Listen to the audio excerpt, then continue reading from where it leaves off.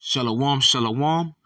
This is Warren from the Lions Den Camp of Yasha Allah coming at you guys with another lesson. Hope it's edifying to the Akim, to the Aquafium, to anyone that's out there listening. But before I get into it, I want to give all praises to the Father and the Son and the Holy Proper True Names. And I want to say, Call, Halayim La, Yahweh Ba'ashem Yahushai, Bahashem, Ha, Rakak, Wadash, Ma'amaf. Double honors to the apostles and the elders at GMS, and salutations to the Akim that's pushing this truth diligently around the four corners of the earth. Also, double honors to my elder as well, Ahirawan Bar Yasha Allah of the Lions Den Camp of Yasha Allah. All right, the lesson I'm getting into today is based upon this word right here, vow. All right, and vow, the definition vow says a solemn promise or a promise to do a specific thing. And the reason why I'm going into this word vow is because we are vowing to the Lord as we are being as servants for the Lord, according to the book of Sirach, chapter 2, verse 1. It says, "My son, if thou come to serve the Lord, prepare thy soul from temptation." All right, so we have to prepare our minds for this temptation that's coming upon the service of the Lord, man. You know, because Yahweh Bashem Yahushua is trying his servants in the midst of this in the midst of the chaos, in the midst of the fire, all right, in the midst of everything that's going on. That's why the scripture says, "Let nothing hinder thee to paying thy vow in due time." All right, because what it says right here, verse 2, it says, "Set thy heart aright and constantly endure, and make not haste in time of trouble." So constantly enduring the work of the Lord, man.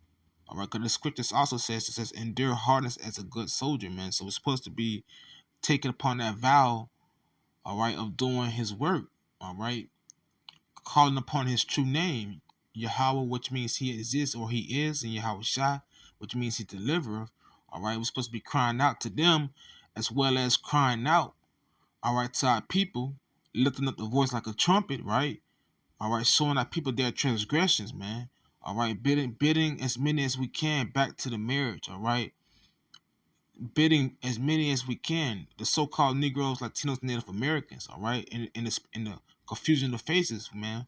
We're supposed to be doing this work, all right, to gain more of the Lord's money, man, all right, because the Lord did give us his men the true riches, man, which is the knowledge, wisdom, and understanding, all right. He gave us this money, and he expecting us to do something with his money, all right, and not to do it in vain, man. All right, because the Lord hate the ones that's not doing his work, man. You know, the ones that's not taking upon the yoke, the righteous yoke, man.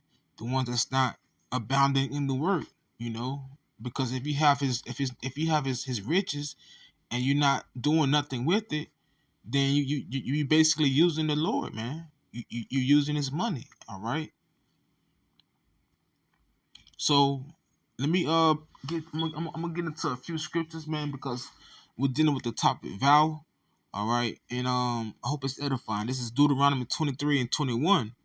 It says, "When thou shalt vow a vow unto the Lord thy power, thou shalt not slack to pay it, for the Lord Yahweh Ba'ashem Yahushua thy power will surely require it of thee, and it will be sin in thee."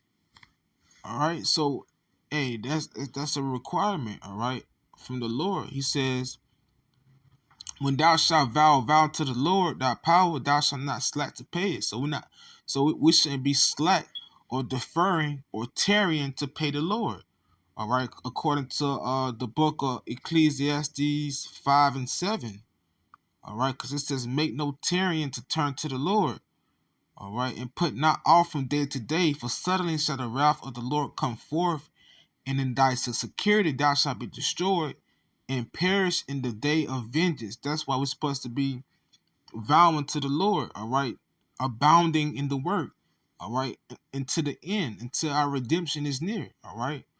I mean, until our redemption is nigh, which is salvation, man, you know. So let me go to Deuteronomy 23.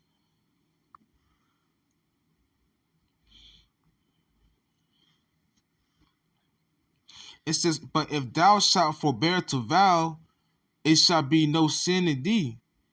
That which is gone out of thy lips." So like it says, that which is gone out of thy lips, thou shalt keep and perform, even a free will offering. And that's why the men of the Lord is presenting their bodies as a living sacrifice, all right? Showing that free will to Yahweh Shem Yahushua, because they know that what it's a sure reward. And then what? It's also a commandment for the men to do. All right. Because what it says in Ecclesiastes 12:12, it says, here the conclusion of the whole matter: fear Yahweh and keep his commandments. For this is the whole duty of man. I'm sorry, so like 12:13. All right.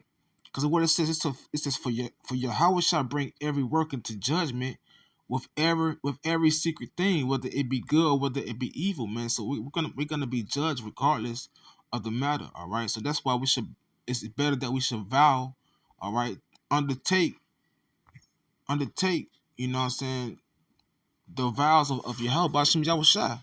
Because what it says right here, the word undertake means to commit oneself to and begin an enterprise or responsibility to take on. All right. So we're supposed to be undertaking the work, all right, of the Lord. All right. Taking on, all right, because the Lord's work, this is the Lord's business. This is his enterprise, man. And we should be treating it as such, you know, as much as we treat a regular job, man. We're supposed to be taking more responsibility and taking upon that vow to build that spiritual house through the spirit of Yahweh Shem Yahushua, man. All right. So we making a vow to the Lord. Let's go to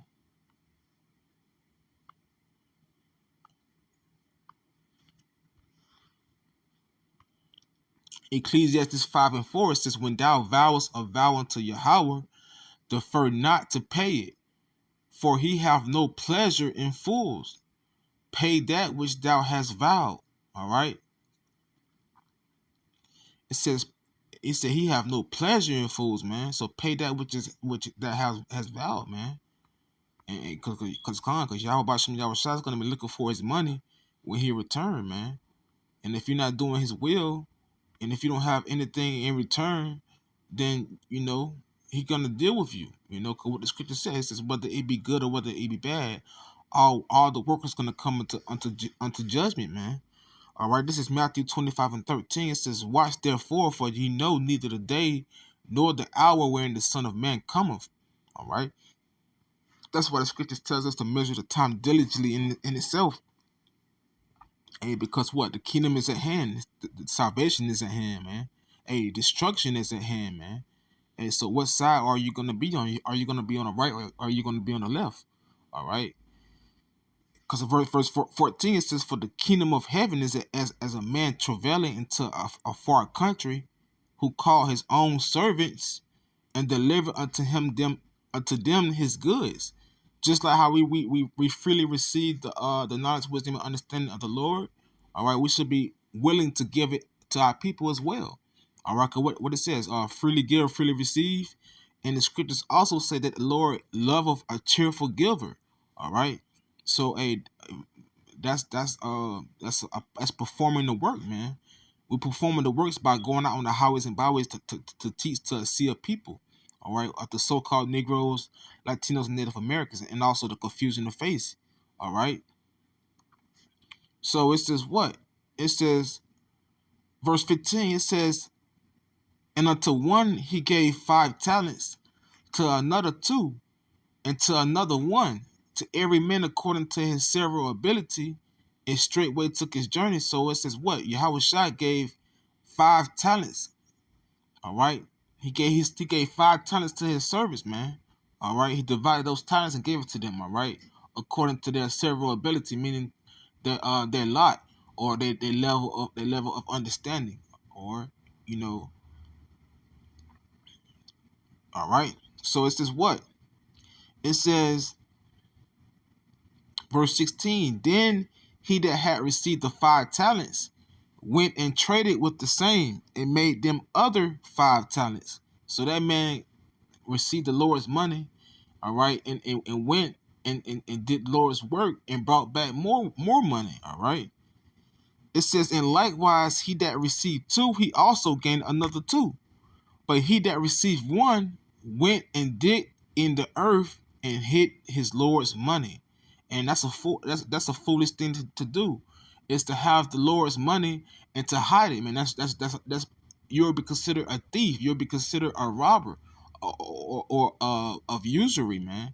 All right, and you'll be considered a fool because you didn't take heed to what the Lord had said. All right. It says after a long time, the Lord of those servants cometh and reckon with them.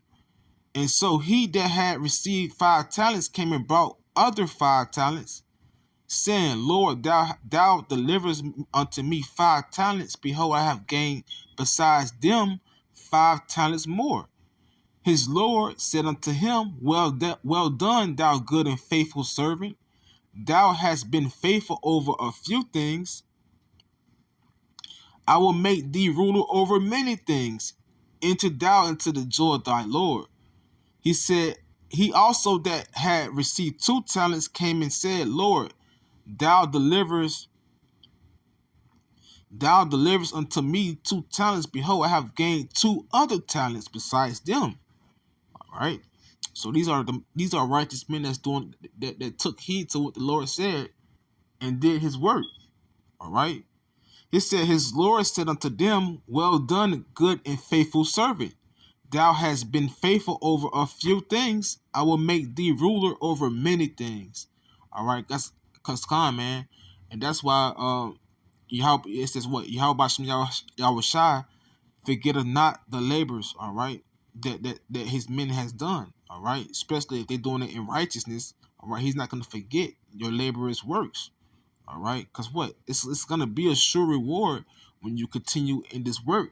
That's why the scripture says, strive for the truth unto death, and the Lord shall fight for thee. Man, that's a beautiful thing, man. That's why we're supposed to abound in this work. All right, commit to him. All right, undertake the vows, man, that he have ordered us to do. All right. It says, his Lord said unto him, Shalak, and we go to verse 24. It says, then he which had received the 1 talent came and said, Lord, I knew thee that thou art an hard man, reaping where thou hast not sown, and gathering where thou hast not strawed. And I was afraid, and went and hid thy talent in the earth. Lo, there thou hast that is thine. His Lord answered and said unto him, thou wicked and slothful servant, thou knewest that I reap where I sowed not, and gather where I have not strawed. Thou oughtest therefore to have put my money to the exchangers, and then at my coming I should have received mine own with usury. Take therefore the talent from him and give it to him that have 10 talents. It says, for unto every one that have shall be given, and he shall have abundance. But from him that have not shall be taken away, even that which he have. All right. It says, because what? And cast ye the unprofitable servant unto the outer darkness, where shall be weeping and gnashing of teeth. All right. And that's because you're not doing according to Yahweh Shai, man. Hey, Yahweh Shai told us to take these talents and to multiply it, right? If you take the money and you hiding it, all right, man, hey, the Lord gonna cast you away. He gonna say that I know it's you not, you know, because you didn't hearken unto what he said to do. And because about 2:15, it says, they that fear the Lord will not disobey his word, and they that love him will keep his ways. Because he told us to keep his knowledge, wisdom, and understanding. He told us to keep his commandments, man. He told us to keep the covenants, man. He told us to keep, everything that was given to us, man. All right, and not to give it to another. meaning to not give it to another nation, man, another people, all right, and so as the so-called Caucasian race, man, all right, because this is not for them. This is only for the so-called Negroes, Latinos, Native Americans, man, all right. It says, they that fear the Lord will seek that which is well pleasing unto him. They that fear the Lord will seek that which is well pleasing unto him. All right. So the ones that's wanting to please the Lord was gonna seek out what they need to do to for in order to please him, man. All right. It says, and they that love him shall be filled with the law. They that fear the Lord will prepare their hearts, their minds, and humble their souls in his sight. All right, because wait, man, those that fear the Lord will vow, you know, will undertake these duties, man. All right, because that's the whole conclusion, right? To fear Yahweh and keep His commandments, man.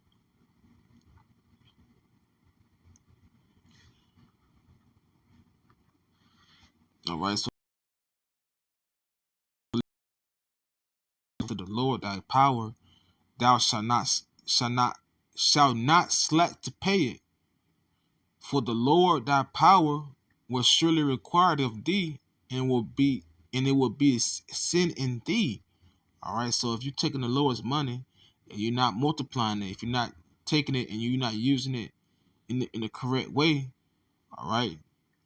Or if you're hiding the Lord's money, all right, it will be a sin. It will be sin indeed. All right. To hide that light, to hide His money, man. You know, because again, this is the Lord's enterprise. This is the Lord's business, man. And you got to be of a righteous seed, all right, and also have a righteous mind to do his works, his duties, man. All right. So it says what? But if thou shalt forbear to vow, it shall be no sin in thee. That which is gone out of thy lips, thou shalt keep in form, even a free will offering. Again, that free will. All right, presenting thy body as a living sacrifice, man, holy and acceptable unto the Lord, man. All right. It says, according as thou hast vowed unto the Lord thy power, which thou hast promised with thy mouth. All right. So with that promise, man, that vow, keep it. All right, and be not slack in paying the Lord's money back. And I'm gonna say shalom.